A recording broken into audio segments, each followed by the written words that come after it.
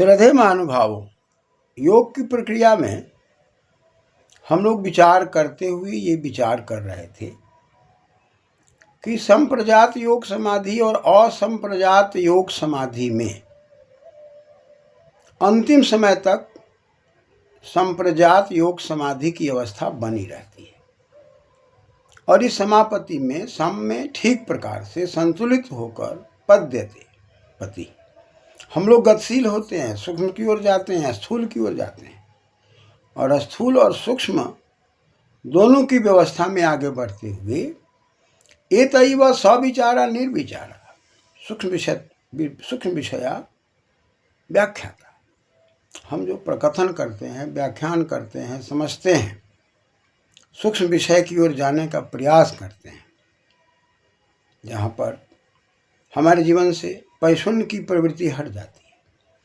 शिकायत की प्रवृत्ति हट जाती है।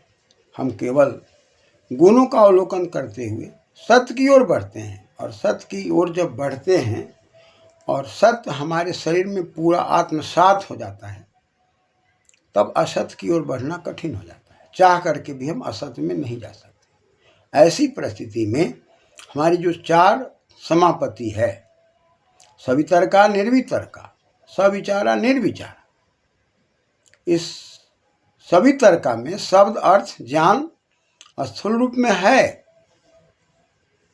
और यही जब निर्वितर्का में हम गए तो वहाँ पर हमारा ज्ञान अर्थ में आ गया। शब्द और ज्ञान सब अर्थ के अंदर है, अतः अर्थ में हम ज़्यादा समाहित हो गए।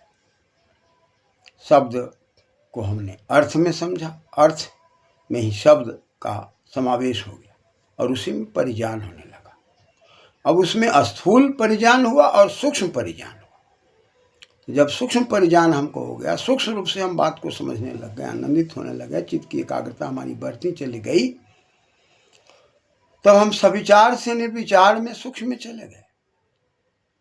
सूक्ष्म विषयत्वं चा लिंग पर्यवसानम, न लिंगम अलिंगम पर्यवसानम, चारों तरफ से। अब हम कहाँ बसने लग गए? तो अलिंग में, यानी कि कोई चिन्ह नहीं रह गया। अब चिन्ह से ऊपर उठ करके प्रकृति में, अव्यक्त प्रकृति में जब चले गए, फिर भी वो सूक्ष्म की अवस्था रही और अव्यक्त प्रकृति में भी सूक्ष्मता रही। लेकिन वहाँ से भी आगे बढ़ने के बाद जब ईश्वरीय चिंतन में हम गए और कोई वस्तु देखा तो उपादान कारण और निमित्त कारण, नैमित्तिक कारण पर विचार किया। जैसे कुम्भकार चाक लेता है और उस पर घड़ा बनाता है, तो डंडा, चाक, ये सब मिट्टी उपादान कारण है और ये सब वस्तुएं उपलब्ध हुई वो निमित्त कारण परमात्मा से, और वो कुम्हार उसको बना रहा है वो नैमित्तिक है, उसके कारण वो घड़े बन रहे हैं। ठीक उसी प्रकार से शब्द को समझना, अर्थ को समझना, ज्ञान को समझना, सूक्ष्मता में जाना और अव्यक्त अवस्था में जाना, जहाँ पर हम आनंद तो ले रहे हैं, आनंद की प्राप्ति तो हो रही है, चित्त एकाग्र तो हो गया है, लेकिन हम व्यक्त नहीं कर सकते। फिर भी वहाँ पर सूक्ष्मता तो आती है, लेकिन हम प्रकृति में ही बने होते हैं। क्योंकि प्रकृति में शरीर है, इसलिए इससे अलग हटना मुश्किल हो जाता है। तो प्रकृति में ही अव्यक्त अवस्था में होते हैं।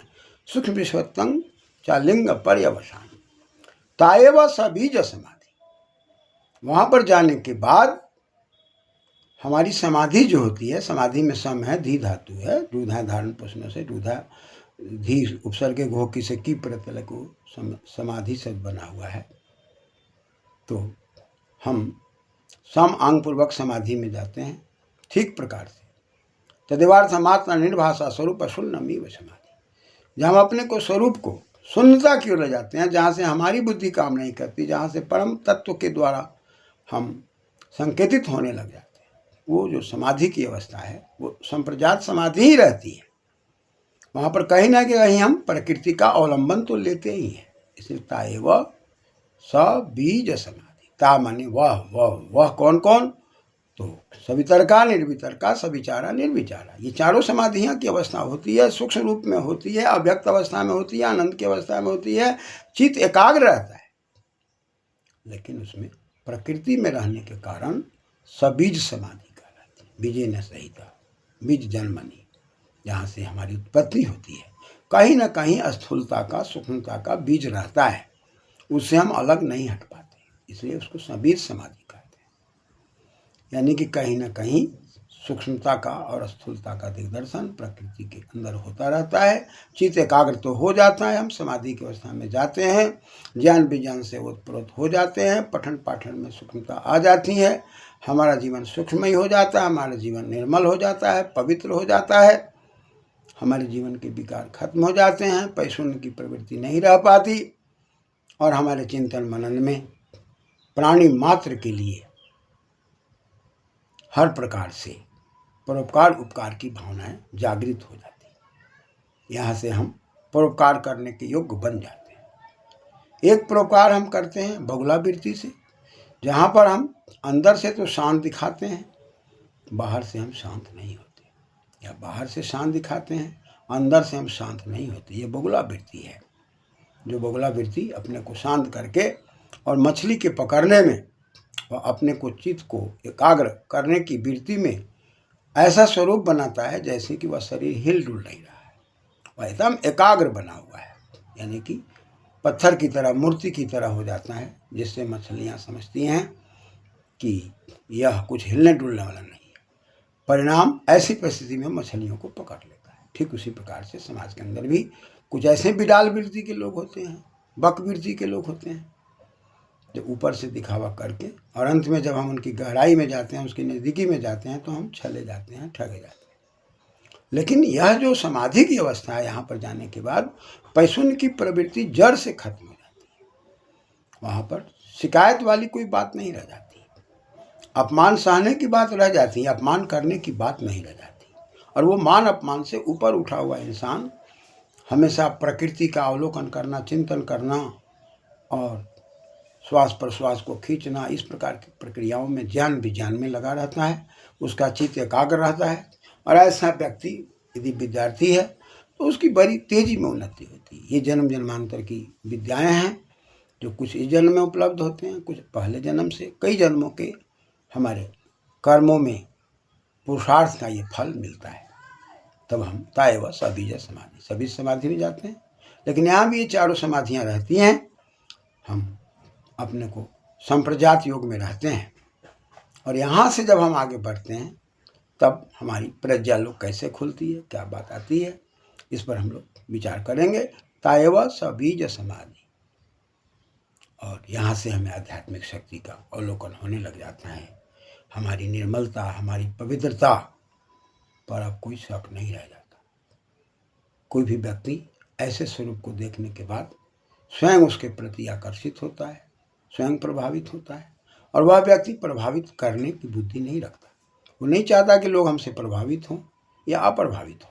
वो तो ईश्वर का कार्य करता है, आनंद का कार्य करता है, ज्ञान का कार्य करता है, वेद का कार्य करता है।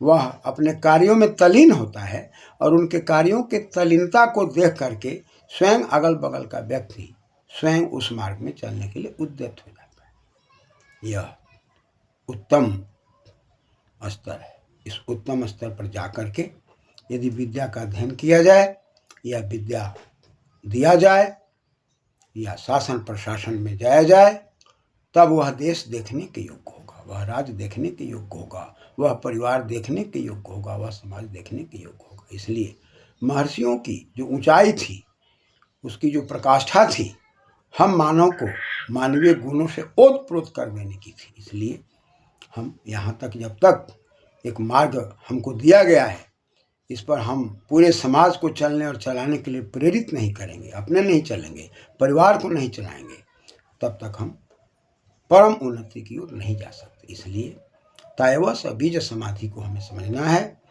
कि ये चार प्रकार की समापत्तियाँ जो हमारे पास आती हैं, उसके अंदर हम प्रकृति के अंदर तो होते हैं, लेकिन प्रकृति का कहीं ना कहीं सूक्ष्म रूप से, अव्यक्त रूप से प्रभाव हमारे ऊपर रहता है।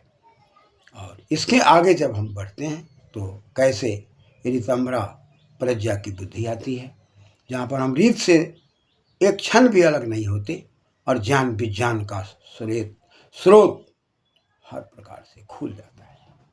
ये चीज़ें विद्यार्थी में कैसे डाला जाए, ये चीज़ें समाज में कैसे विकसित हो, इस पर चिंतन मनन करने की आवश्यकताएं हैं। धन्यवाद।